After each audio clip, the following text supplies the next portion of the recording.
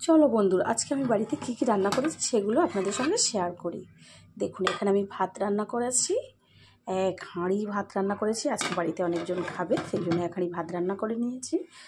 আর এখানে কি রান্না করেছি দেখুন, এখানে আছে চিংড়ি মাছ দিয়ে কুঁদরি ভাজা।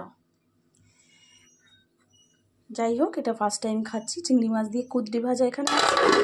আর এখানে আছে মাটন কষা। জাস্ট কালারটা দেখুন, ইয়াম্মি ইয়াম্মি, জাস্ট কালারটা দেখুন কত সুন্দর হয়েছে মাটন কষাটা, এটা হয়েছে।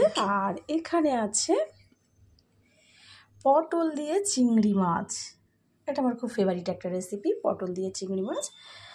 আর এখানে কি আছে দেখে নিয়ে একবার, এখানে আছে সজনে ডাঁটা, আলু, টমেটো দিয়ে পোনা মাছের একটা রেসিপি।